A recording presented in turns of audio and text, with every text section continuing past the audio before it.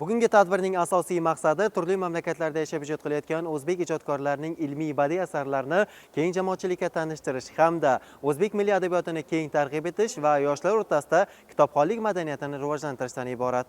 Keyingi yillarda shu O'zbekistonda katta bir islohotlar, o'zgarishlar bo'lganda, buni ta'sirini biz Tojikistonda ham sezyapmiz.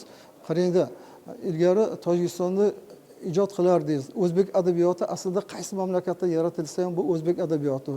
U xoh O'zbekistonda bo'ladimi, xoh Tojikiston yoki Qirg'izistonda bo'ladimi, baribir shu o'zbek adabiyoti. Bir kun kelib baribir shu o'zbek adabiyotiga o'shalarning asarlari, romanlari, qissalari, hikoyalari, she'rlari, dostonlari kiritilishiga men ishonaman.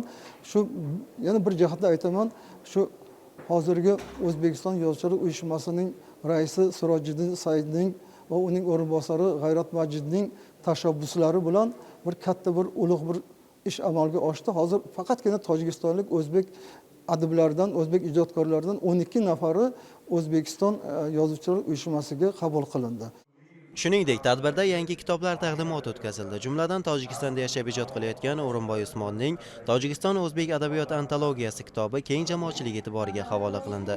Unda 50 dan ortiq adiblarimizning merosi jamlangan.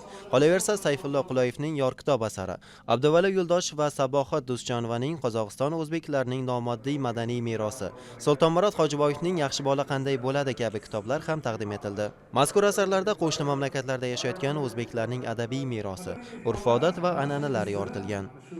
Vatandoshlar jamoat fondi 2021-yilda tashkil qilingan bo'lsa, shundan boshlab bugunga qadar xorijda yashayotgan vatandoshlarimiz kitoblarini chop etish va mana shunga o'xshash tanlovlarni tashkil qilish bilan shug'ullanib keladi. 2030-yilgacha xorijda yashaydigan vatandoshlarimizni kitoblarini chop etishda 125 taga chiqarish maqsad ko'rsatkichga kiritilgan. Endi bu yil 2026-yilda shuni 20 taga yetkazishimiz kerak.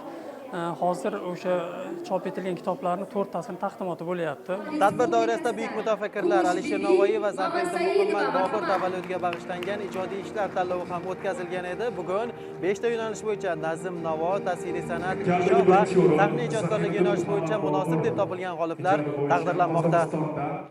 Tanlovga xorijda yashayotgan vatandoshlarimiz onlayn tarzda 700 dan ortiq ijodiy ish yuborishgan. Ulardan 90 ga yaqin eng sara ijod namunalari tanlanib, mualliflar qimmatbaho sovg'alar bilan taqdirlandi. Qirg'iziston Respublikasida yashayman va men Zafariddin Muhammad Boburning tavallud kunlariga bag'ishlangan vatandoshlar fondiga qatnashib, rasm bo'yicha 2-o'rinni oldim va men bu rasmda Bobur qanchalik kuchli va qo'rqmas ekanligini tasvirlaganman. Men Alisher Navoiyning tavallud ayyomiga o'tkazilgan tanlovda sahna ijodkorligidan 1-o'rinni egalladim va gul monologini o'qib, gulini gavdalantirdim va shundan gul monologidan biroz o'qib bermoqchiman.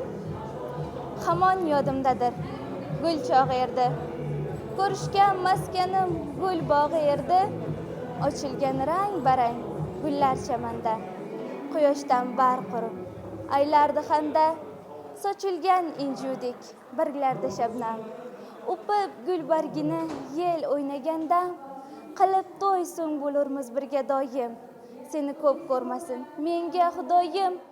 Tadbir nafaqat ijodkorlarni rag'batlantirdi, balki milliy adabiyotimiz va madaniy merosimizga xorijda ham yangi e'tibor va qiziqish uyg'otadi. Shu orqali o'zbek ijodini dunyo miqyosida tanitish va madaniy aloqalarni mustahkamlash imkoniyati yaratiladi. Zokir Mo'minov, Islombek Abdunabiyov bugun dastur uchun.